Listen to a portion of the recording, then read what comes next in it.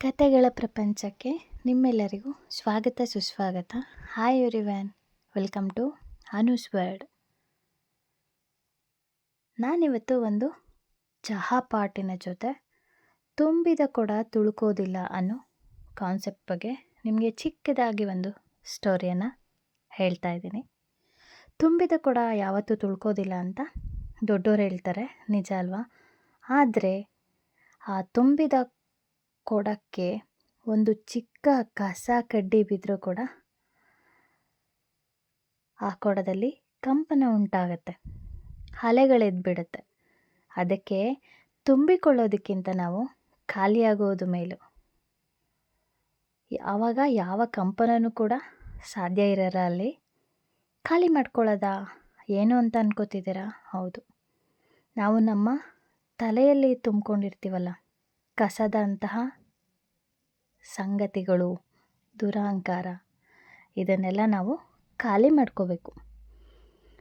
ಒಮ್ಮೆ ಒಬ್ಬ ಝೆನ್ ಗುರುವಿನ ಬಳಿ ಹೋಗ್ತಾನೆ ಶಿಷ್ಯ, ವಿದ್ಯೆ ಕಲಿಸ್ಕೊಡಿ ಅಂತ ಕೇಳ್ತಾನೆ. ಆಗ ಆ ಗುರು ಅವನಿಗೆ ಚಹಾ ಬಟ್ಲನ್ನು ಕೊಡ್ತಾನೆ. ಪಾತ್ರೆಯಿಂದ ಅವನ ಬಟ್ಲಿಗೆ ಬಿಸಿ ಬಿಸಿ ಚಹಾನ ಬಗ್ಗಿಸ್ತಾನೆ. ಅದು ತುಂಬುತ್ತೆ, ತುಂಬಿದ್ರೂ ನಿಲ್ಲಿಸೋದೇ ಇಲ್ಲ, ಮತ್ತು ಸುರಿತಲೇ ಹೋಗ್ತಾನೆ ಝೆನ್ ಗುರು. ಆ ಬಟ್ಲಿಂದ ಚಹಾ ಉಕ್ಕಿ ಎರೆದು ಆ ಶಿಷ್ಯ ಏನಿರ್ತಾನೆ ಶಿಕ್ಷಾರ್ಥಿ, ಅವನ ಕೈಯೆಲ್ಲ ಸುಡೋ ಹಾಗೆ ಆಗತ್ತೆ. ಅವನು ಸಾಕು ಸಾಕು ಅಂತ ಕೂಗ್ಕೊಳ್ತಾನೆ. ಕೊನೆಗೆ ಝೆನ್ ಗುರು ಏನು ಮಾಡ್ತಾನೆ ಗೊತ್ತಾ? ಅವನ ಕೈಯಿಂದ ಬಟ್ಲನ್ನು ಕಿತ್ಕೊಂಡು ಮಗ್ಚಿಬಿಡ್ತಾನೆ. ಅದರೊಳಗಿನ ಚಹಾ ಎಲ್ಲ ಚೆಲ್ಬಿಡ್ತಾನೆ.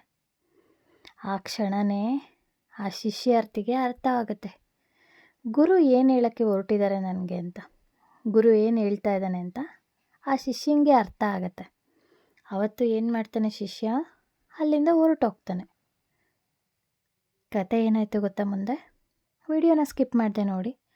ಹೊಸದಾಗಿ ಯಾರೆಲ್ಲ ನನ್ನ ಚಾನೆಲನ್ನು ನೋಡ್ತಾ ಇದ್ದೀರಾ, ಸಬ್ಸ್ಕ್ರೈಬ್ ಮಾಡಿಲ್ಲ ಅಂದರೆ ಸಬ್ಸ್ಕ್ರೈಬ್ ಮಾಡ್ಕೊಂಡು ನೋಡಿ. ಪಕ್ಕದಲ್ಲಿರೋ ಅಂಥ ಬೆಲ್ ಐಕಾನ್ ಮರೀದೆ ಸೆಲೆಕ್ಟ್ ಮಾಡಿ, ಆಲ್ ಬಟನ್ ಮಿಸ್ ಮಾಡಬೇಡಿ.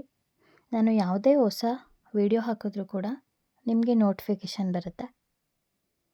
ಸಪೋರ್ಟ್ ಮಾಡಿ. ಈ ನನ್ನ ಸ್ಟೋರೀಸ್ ಚಾನಲ್ ನಿಮಗೆ ಇಷ್ಟ ಆದಲ್ಲಿ ಫ್ಯಾಮಿಲಿ ಫ್ರೆಂಡ್ಸ್ ರಿಲೇಟಿವ್ಗೆ ಸಜೆಸ್ಟ್ ಮಾಡಿ ಅಂತ ಕೇಳ್ಕೊಳ್ತೀನಿ. ಬನ್ನಿ ಕಥೆಯನ್ನು ಮುಂದುವರ್ಸೋಣ. ಆ ಶಿಷ್ಯ ಹೊರಟೋದ್ಮೇಲೆ ಕೆಲವು ತಿಂಗಳು ಆದಮೇಲೆ ಅದೇ ಝೆನ್ ಗುರುವಿನ ಮುಂದೆ ಬಂದು ಕೂರ್ತಾನೆ. ಈ ಸರ್ತಿ ಒಂದು ಮಾತನ್ನು ಆಡೋದಿಲ್ಲ. ಆ ಕ್ಷಣದಿಂದ ಆತನನ್ನು ಶಿಷ್ಯನನ್ನಾಗಿ ಸ್ವೀಕರಿಸ್ತಾನೆ ಆ ಝೆನ್ ಗುರು.